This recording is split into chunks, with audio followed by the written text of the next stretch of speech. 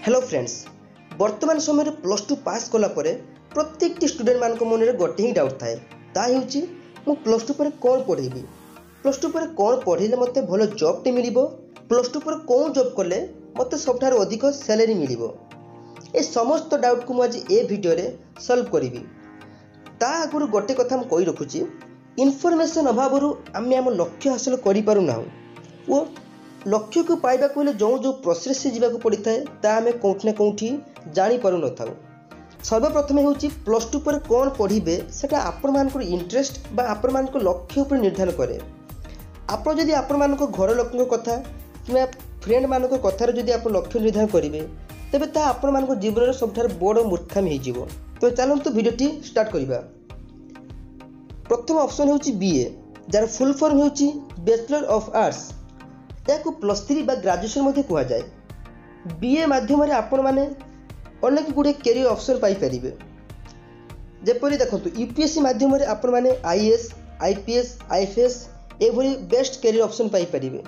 सेपरी Odisha police high rank जो DSP, sub inspector एभली हाई रैंक पाइपर।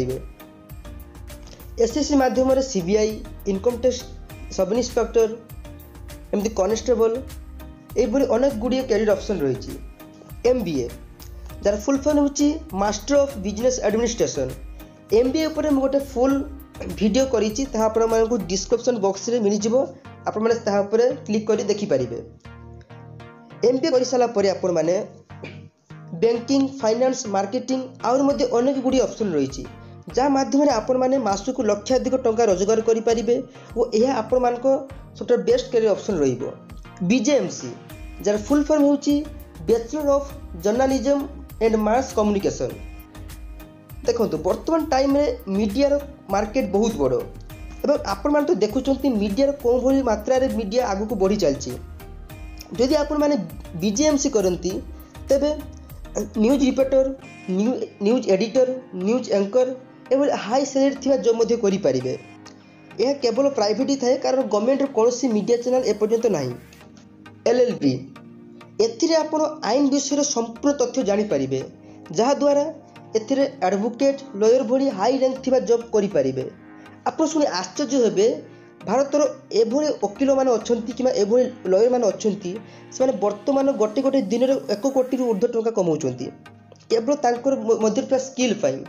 से एलएलबी आपण मानको गोटे बेस्ट कैरियर ऑप्शन रहिबो। बीएचएम जार फुल फॉर्म होची bachelor of hotel management.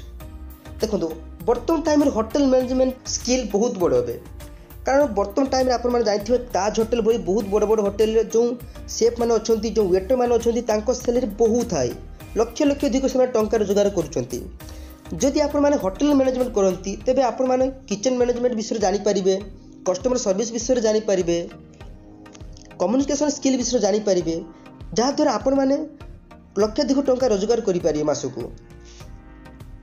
ITI बा डिप्लोमा साधारणतः आईटीआई बा डिप्लोमा 10वीं पर पे करती किंतु आपण मैंने चाहिए प्लस टू पर करें। देखो आईटीआई हूँ बा डिप्लोमा हूँ गोटे स्किल बेस पाठ।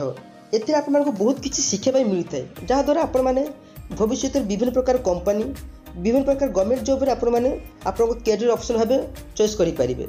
ए वीडियो आपण मानको किसी भी डाउट थाए, किसी भी क्वेश्चन थाए आपण मैंने मते ए कमेंट बॉक्स में जनइबे, नचेत आपण माने Odia GK tips official Instagram page रे आपण माने कमेंट जनइदेबे, आपन को तुरंत रिप्लाई मिल जिवो।